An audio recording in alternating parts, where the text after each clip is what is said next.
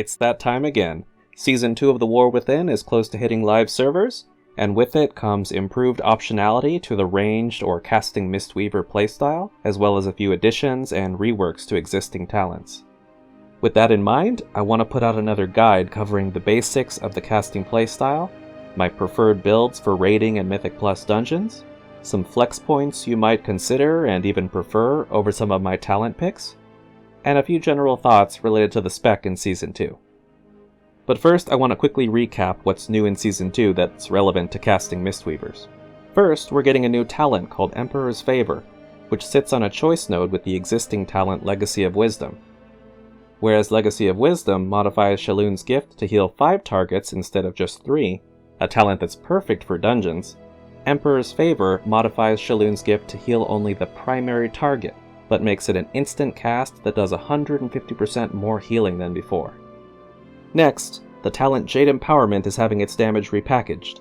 Instead of increasing the damage of our next Crackling Jade Lightning by 800% and chaining the same damage to 4 additional enemies, it's now going to deal 2500% more damage to the primary target, and a small portion of that against enemies it chains to. This will give us access to some impressive single-target burst damage, as well as significant healing through Jadefire teachings when we run both talents together. Invoke Yu'lon and Chi-Ji are having their baseline cooldowns reduced to 2 minutes, and the talent Jade Bond has been almost completely redesigned. Replacing the old functionality where our Mastery Gusts would trigger a slight cooldown reduction on our Celestials, Jade Bond now causes the Chi cocoons created when we invoke our Celestial to trigger 4 seconds of enveloping mist on their targets when those Chi cocoons expire, and those can be further extended by Rising Mist. Traditionally, choosing between Jade Bond and Gift of the Celestials was more of a choice between a Celestial with a 25-second duration but a longer cooldown, and a Celestial with a 12-second duration but with a shorter cooldown. Now, our Chi cocoons actually scale their strength with the cooldown of our Celestial. If we run Gift of the Celestials for a shorter cooldown, Chi cocoons are unchanged. But if we run Jade Bond with the longer cooldown Celestial, these cocoons are twice as strong. This means the choice between Jade Bond and Gift of the Celestials will be even more meaningful.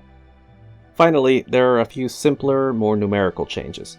Lotus Infusion now increases healing taken by 10% up from 8. We're also getting a 75% damage increase to Blackout Kick, a 40% increase to Spinning Crane Kick, and a 225% increase to Celestial Conduit. Again, that's just to damage, not healing. I believe most of these damage buffs are actually meant as compensation for a significant nerf to one of the Fistweaving talents, Jadefire Awakening, but since Fistweaving isn't my area of expertise, I'll just leave it at that. Healing from the talent Yu'lon's Whisper was increased by 100% in the first PTR build, then by another 30% in January. So if that's a talent you've been eager to see them make more viable, that at least seems to be the direction they're headed, not sure if they've gotten there yet. Next, there are 2 significant changes related to Shaloon's Gift. First, the hero talent Heart of the Jade Serpent now triggers on every cast of Shaloon's Gift, scaling its duration with the number of clouds consumed. This means there is less to track and more to take advantage of. Second, Shaloon's Gift has actually been moved very slightly up the talent tree, allowing us to talent into it without dipping into our point budget for below the final talent gate. Finally, a small bug fix. After what feels like forever, they've finally fixed an issue causing procs from Misty Peaks and Jade Bond to actually cancel our channel of Celestial Conduit. I've avoided these talents like the plague because when that happens it's disastrous, so I'm very glad that they're finally fixing it. This might be great news for anyone looking to play a simpler build without Shaloon's Gift, for instance, since Misty Peaks was always a major contender for those extra talent points. Last, but definitely not least, they're buffing the Rushing Wind effect again, this time from 100 to 150%, further incentivizing the mass coverage heal over time playstyle. There are also some direct and indirect nerfs to our Mastery, which doesn't really bother me since I avoid Mastery anyways, and a 15% nerf to Mana Tea, which doesn't seem totally unfair. Our mana regen's already pretty insane with Season 1 levels of crit, so I'm guessing this is to balance it a bit before our stats go even higher in Season 2 and 3. Now I want to recap the basics of the playstyle for anyone interested but unfamiliar with the spec itself. I'll try and keep it brief, but if you want to get straight to the builds, you can skip ahead to the time on screen. Particularly for Rising Mist builds, but also in general, we want to try and maintain as many Renewing Mists as possible, either from casting the spell itself, which comes with 2 charges baseline, or through several talents that create additional instances of Renewing Mist, or extend the duration of existing ones. In most cases, it's safe to hit Rushing Wind Kick on cooldown, or pretty close to it, except when we ramp, which I'll get to in a minute. Rushing Wind Kick is a ranged compatible version of Rising Sun Kick that we can talent into, which doesn't require a target or even an enemy in sight, but instead does split damage in a 25-yard narrow frontal cone, triggering the effects of talents like Rising Mist or Rapid Diffusion, even if no enemies are hit. Enveloping Mist is a stronger heal over time that also increases the healing we do to the affected player by 40% for the duration. Anytime we want to spot heal someone for more than 1 or 2 direct heals, we typically put this on them first. The duration of Enveloping Mist is also extended when we trigger Rising Mist, making Rushing Wind or Rising Sun Kick a key part of our ramp, which again I'll explain in more detail shortly. Vivify is our primary direct heal, and while it doesn't do much on its own, our talents allow it to cleave additional healing to any targets with Renewing Mist on them. Finally, there's Soothing Mist, a single target channeled heal over time that allows us to cast both Vivify and Enveloping Mist instantly on that target without interrupting the channel, so long as we cast them during the channel. If we select the talent Peer into Peace, we can pivot between different targets with those instant Vivifies and Enveloping Mists during the same Soothing Mist channel. The channel simply swaps to follow the latest target of these casts for the remaining duration of the channel, which this talent also extends pretty significantly. This means we've got plenty of runway for seamless, rapid-fire casting of these 2 spells, without having to restart our Soothing Mist as often, and with no real consequence for starting the channel on one player versus another. I'll briefly mention the alternative, Pool of Mists, a little later in the video, but Peer into Peace is perfect for Mistweavers who enjoy the Soothing Mist-centric playstyle, and that's why I include it in all of my recommended builds. I won't explain all of our other spells individually, but in terms of healing, there are just a few spells you want to be familiar with, not including our personal defensive mitigation or utility spells. Since I get frequent questions about the spell order we're supposed to follow when we ramp, I want to try and explain this a little differently than I have before. For starters, I've put together a diagram that hopefully makes some sense of things, but you don't want to think of it like a precise formula, since exact circumstances and your personal pace of play can really affect things. I try and think of it as 2 stages, ramp and burst, sandwiched between prep before and upkeep after. First comes prep. If I know I'm about to ramp, I'll cast any Renewing Mists I have left, then hit Rushing Wind Kick to extend all of my existing hots. If I'm caught off guard by unexpected group damage, or starting a ramp a little later than I should be, I can skip some or all of this prep, but going in with fewer Renewing Mists means fewer targets to cleave with Vivify during my burst. Next is the ramp itself.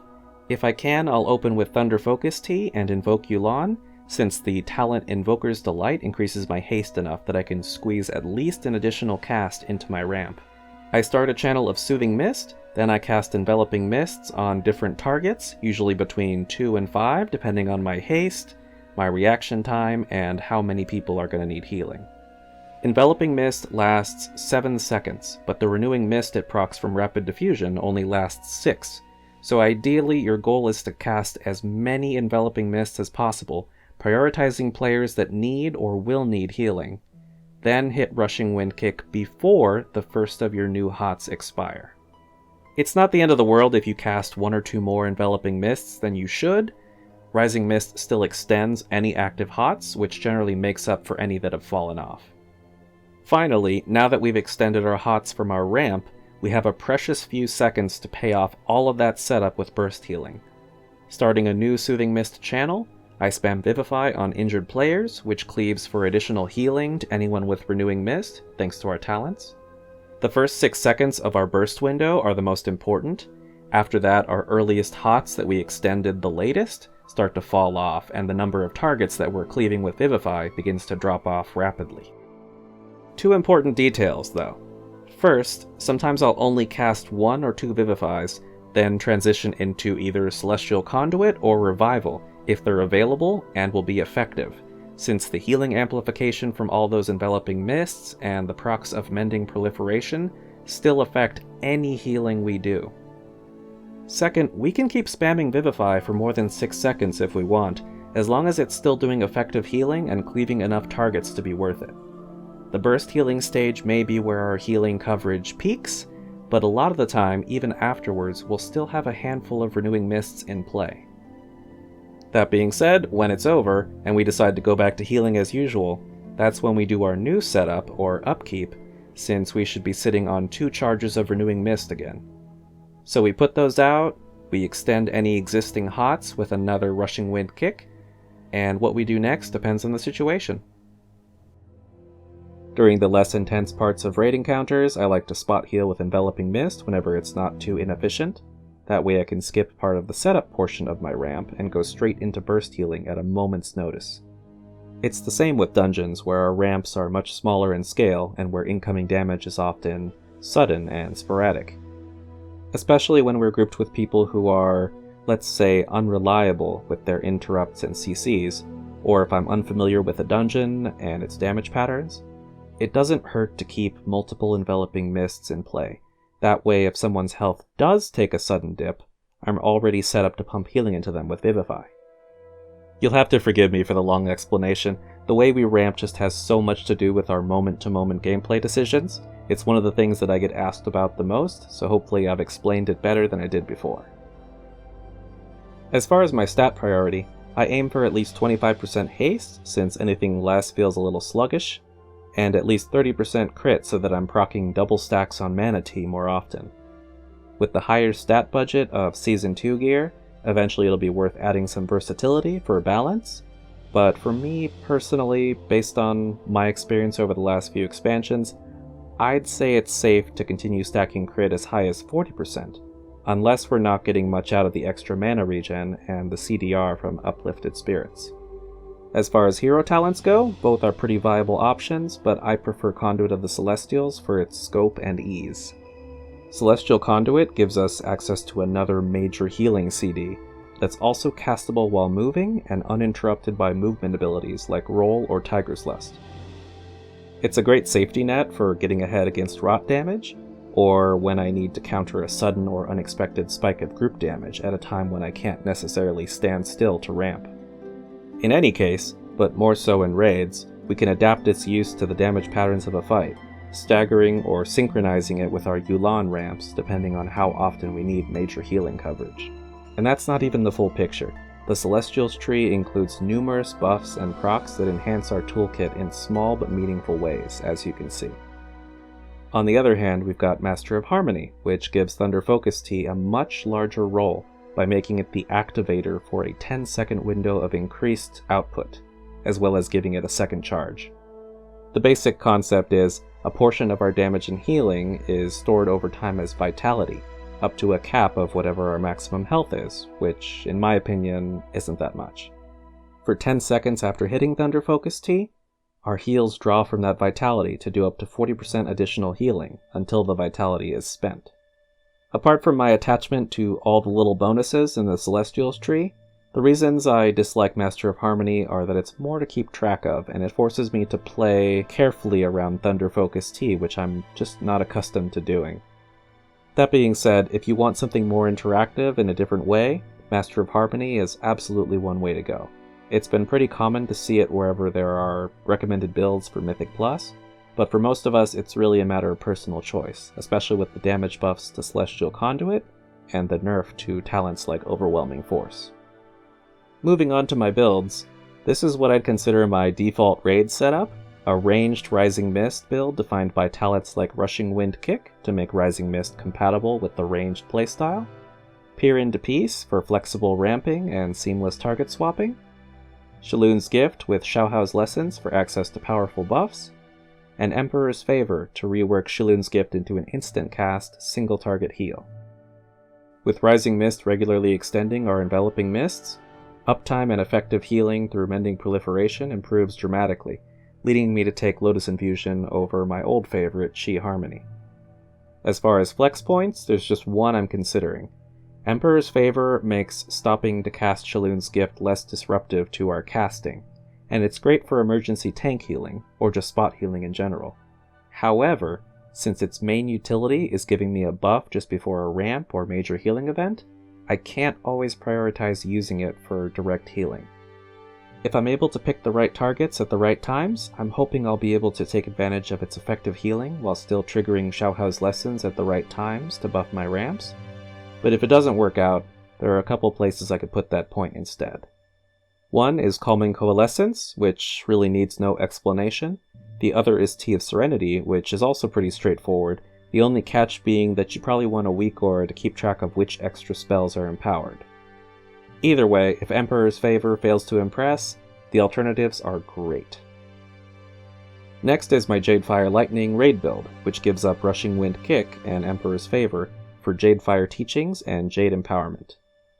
Without Rushing Wind Kick, the only way to extend our HOTS with Rising Mist is by casting Rising Sun Kick, which means we have to play in melee range with this build.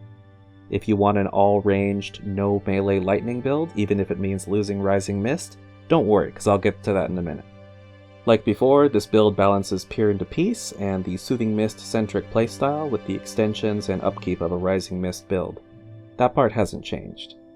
What has changed is that now we have access to a major healing cooldown through Crackling Jade Lightning, especially when there are frequent opportunities for multi-target cleave occurring at the same times that the raid needs massive healing. Looking at an example, I had a great time with this build on Mythic Brood Twister, where I was able to ramp into 2 casts of Empowered Lightning for every set of ad spawns, that lightning making up more than a quarter of my overall healing. The way this works is, each cast of Thunder Focus Tea buffs us with 1 stack of Jade Empowerment. Since this can stack up to 2, we can spend our Empowered Lightning then and there, or we can save it for later since the buff doesn't expire until we've used it. Jadefire Teachings is a 15-second window starting any time we cast Thunder Focus Tea, during which our passive Ancient Teachings is upgraded to Jadefire Teachings, causing our damage to healing conversion rate to skyrocket for the duration. So if we spend our Empowered Lightning during this window, it can do massive healing. Based on the little bit of raid testing I did, I could imagine this build being an attractive option for Heroic or Mythic Vexy, since the intermissions cause the boss to take increased damage while a bunch of ads rush in to do repairs. A perfect opportunity for our lightning to chain. A lot of the other fights did have ads, but they'd often die before there was much damage to heal, so we don't really know until we see how it's tuned after launch. But I expect this will be a very situational build that I might choose for a fight or two. This next build caters to Mistweavers who prefer an all-ranged, no melee playstyle, and my hybrid lightning build with Rising Mist but no Rushing Wind Kick upsets that a little. So this alternative, while not necessarily optimal, takes Tear of Mourning. Without Rising Mist to help us extend the duration of our Renewing Mists, we can rarely maintain more than a few at a time, but Tear of Mourning partially makes up for this by buffing our multi-target healing with Vivify and Enveloping Mist. We also have to take into consideration that since we don't need to hit that big kick on cooldown, that frees up a lot of GCDs and just overall decision space. Even though that's hard to put into measurable terms, it does matter. It's also important to note that our Season 2 set bonus clearly incentivizes playing Rising Mist to get the absolute most out of our insurance procs. But the fact is, not everyone min-maxes, and not all of us are raiding at a level where we need to optimize out of what we find comfortable. Moving on to my general dungeon build, I take both Rushing Wind Kick and Rising Mist, meaning I can do all my healing and hot extensions at a distance, with the majority of my damage contribution coming from Kick and Jade Empowerment. I don't rely on Revival as much in dungeons, and we don't need to maintain nearly as many Renewing Mists in a 5-man group, so instead of the talents Uplifted Spirits and Dancing Mists, I take Calming Coalescence and Mists of Life for stronger life cocoons. And instead of Lotus Infusion, I select Chi Harmony for further amplified healing. As a bit of a side note, if you're like me and prefer the default raid frames, Chi Harmony's icon can be a little hard to differentiate from our other HOTS, so consider finding a WeakAura to track it in a way that works for your UI. The one I use displays Chi Harmony's old icon, making it much easier to identify, and if you want to try that out, I'll make sure to include a link below. Moving on to Shaloon's Gift, I'm pretty committed to taking Legacy of Wisdom, since it pairs perfectly with our ramp and HOT extensions. If we've got good coverage with Enveloping Mist, plus maybe a combination of amplifiers like Chi Harmony and Mending Proliferation, Shaloon's Gift can practically top off our whole group in a single key press, even at less than 10 stacks. One of the two flex points I've considered is at the choice node of Veil of Pride versus Xiaohao's Lessons. If we find ourselves not needing Shaloon's Gift very often, we can take Xiaohao's Lessons instead, giving us access to powerful buffs. The healing done by Shaloon's Gift doesn't change, it just powers up at the original rate, which gains a stack every 8 seconds of combat. However, that makes casting Shaloon's Gift way more consequential, and you'll likely want to keep track of the buff from Xiaohao's Lessons so that you can know which buff comes next. All this considered, Xiaohao's Lessons is a little more to track, and it's a little more complicated, but certainly an alternative. The second flex point I'm considering, I'm actually a little undecided on. It's Mending Proliferation versus Invoker's Delight. Invoker's Delight makes ramping faster and easier during Yu'lon, and if we're talented into Jade Bond instead of Gift of the Celestials, Invoker's Delight triggers a full 20 seconds of 20% increased haste. Mending Proliferation has fantastic uptime in small groups, especially with a Rising Mist build. That being said, when we're prioritizing targets for spot healing, Mending Proliferation and Chi Harmony can actually end up competing for our attention, leading to a bit of waste. Sometimes both end up on the same injured player, and the healing amplifiers do stack when that happens, but it's not the most reliable occurrence. I'll probably flip-flop between these two talents until I decide which is most effective, but generally speaking, I think Mending Proliferation is the easier choice, since it's a good assist for our healing coverage. My second dungeon build is really just one big flex point, but I think it deserves special attention. It's the same as the previous build, just with Jadefire teachings, meaning we lose our range-friendly Rushing Wind kick, forcing us into melee, since Rising Sun kick becomes our only way to extend HOTS. Just like the hybrid Jadefire Lightning build I talked about for raids, what we gain from this is that Crackling Jade Lightning, when it's empowered by both Jadefire teachings and Jade Empowerment, does a massive amount of group healing without us having to make any real decisions. If we're caught unprepared for a ton of incoming group damage, or if we don't have time to ramp before it kills us, all we have to do is hit Thunder Focus Tea and Crackling Jade Lightning, and everything's fine for a few seconds. Of course, if there's still damage coming in after our lightning ends, we'd better have a plan for that. But it's a good safety net if you like this build and can live without Rushing Wind kick. The only flex point I can think of for this build is if you really want to do big healing through lightning, but really don't want to have to go into melee range to get your HOT extensions. If you insist on playing at range without Rushing Wind kick, you could always drop Rising Mist entirely, putting that point in something useful like Invoker's Delight, Tear of Mourning, Tea of Serenity, or Chrysalis, depending on what feels most impactful. Without Rising Mist, maintaining HOTS is a lot more work, leaving even less time to contribute damage. But in my experience over the past few expansions, it's perfectly fine for Mythic 10s, which is plenty for most players. Before I move on completely from talent builds, I promised I'd talk briefly about Pool of Mists, the choice node alternative to Peer into Peace.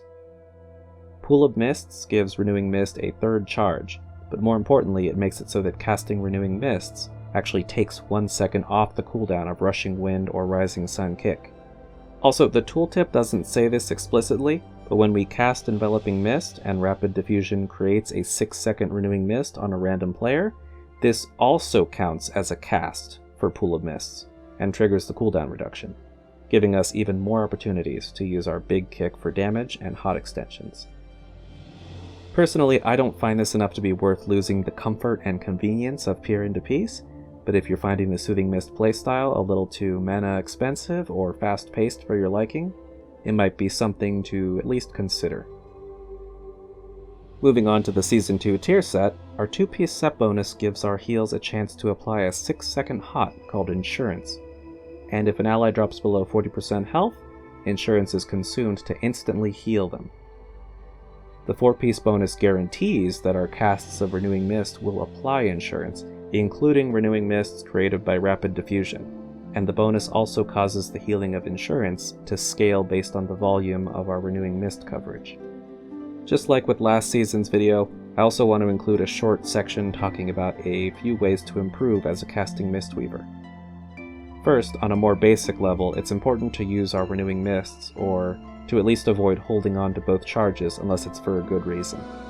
Forgetting to put these out when they're available is something I do all the time, and it definitely affects the number of targets I can end up cleaving at the end of my ramps. It's not the end of the world if we do this, especially if we already have a handful of Renewing Mists in play, but finding time to put more out before or between our ramps really does make a difference. Similarly, it's important that we use Thunder Focus Tea often, and try to be more intentional about which spells we pair it with. Unless we're holding it for a specific reason, it's generally safe to use Thunder Focus Tea with Renewing Mist, adding 10 seconds to its duration and giving us haste. If we're doing this just before our ramp, but we're not using Yu'lon, we can actually take advantage of the haste from Secret Infusion to more comfortably put out around 4 Enveloping Mists before the first one expires, then extending them ahead of our burst. On the other hand, when I'm going into a ramp with Yu'lon and the extra haste from Invoker's Delight, I prefer to use Thunder Focus Tea with Enveloping Mist, that way it procs crit. Ramps are where I spend the most mana, so higher crit means more double stack procs of Mana Tea, a little more cooldown reduction from Uplifted Spirits, and more healing from the crits themselves, things that make a big difference for raid healing. I actually simplify this a bit with a basic macro that casts Thunder Focus Tea whenever I cast Yu'lon, since the next thing I cast after invoking Yu'lon that can be affected by Thunder Focus Tea is almost always Enveloping Mist. Just remember that if you're playing some combination of Jadefire Teachings, Jade Empowerment, or if you picked Master of Harmony as your hero spec, you're probably going to want to be way more intentional with Thunder Focus Tea, in a much different way, prioritizing effective damage and healing from Crackling Jade Lightning, or finessing your timing with Aspect of Harmony. It's also important to stay active and committed during your ramps and burst. Once you've started a major ramp, you generally want to pack the 6 seconds before your next hot extension densely with Enveloping Mists or other important spellcasts, since a well-stuffed ramp followed by a hot extension sets you up for massive cleave and burst healing in the 6 to 10 seconds after. Sometimes it's better practice to put an Enveloping Mist on a less than ideal target, someone who doesn't necessarily need the healing, rather than get stuck with option paralysis and cast nothing because you're not sure who's the better target. That being said, don't overspend just to overspend. If you know you only need a bit of ramp to set up for the healing needed, it's okay not to overstuff it. Apart from just getting the most out of your spells, another way to improve is just to get a better sense of your personal mana pacing, how fast you tend to spend, and how fast you get it back through Mana Tea. In dungeons, we're practically self-sustaining, rarely needing to drink for more than a few seconds once in a while. In raids, pacing ourselves is a lot more important, especially if we're trying to parse or simply compete with other healers. Consuming a full 20 stacks of Mana Tea can get us almost 50% of our mana back, meaning we can spend a lot early on, and rest assured that it's going to come back. But the mana discount after consuming stacks is also something we can min-max.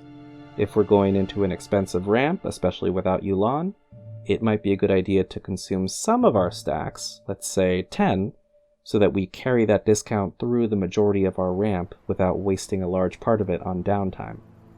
Speaking of Mana Tea, there's a trick we can perform just before pulling a raid boss.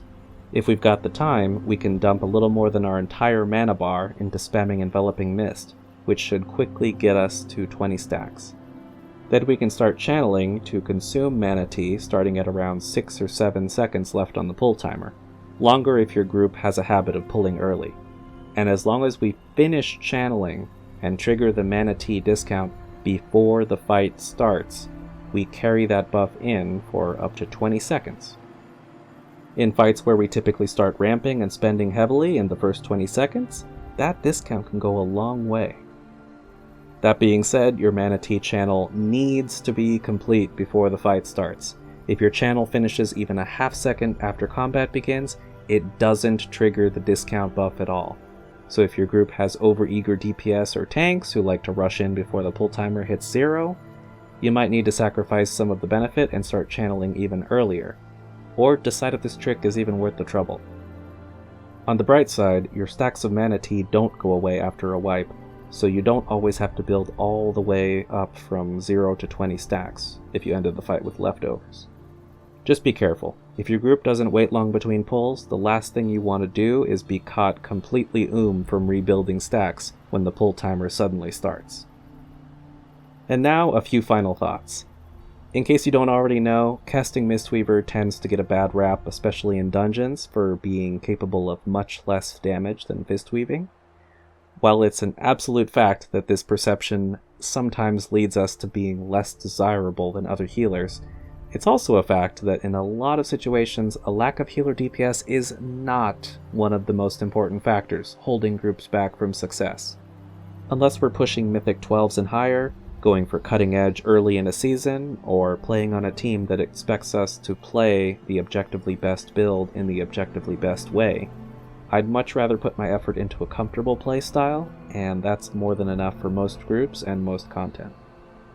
Also, don't be discouraged by some players' negativity surrounding the caster versus fist weaving debate, and beware places like the class Discord.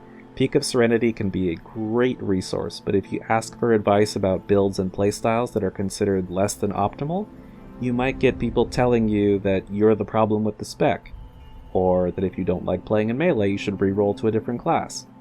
I'm not saying everyone's like this, but I've seen so many comments, even just on my videos, from people who strongly believe that if you're playing something anything less than the optimal way, or if you're a healer who doesn't like to do DPS, that you're holding your entire group back. I don't think that kind of gatekeeping is necessary in this game, considering you'll win against most fights as long as everyone's alive and their performance is at least on par for their primary role. So on that note, that's my interpretation of where casting Mistweaver is at going into Season 2. I hope this has been a useful guide/update, both for Mistweavers returning to the spec after a break, as well as anyone just starting out. If you think I've left something out or explained something poorly, feel free to leave a question below and I'll do my best to answer it. If you're new to my channel, I mostly post videos of casting Mistweaver gameplay, so if that's something that you're interested in, then you might be in the right place. I know my UI is a little crowded and a little hideous to some people, but I've included links to some of my WeakAuras if you'd like to try them out, or maybe twist them into something that works better for you. As always, thank you so much for watching, and until next time, have a good one.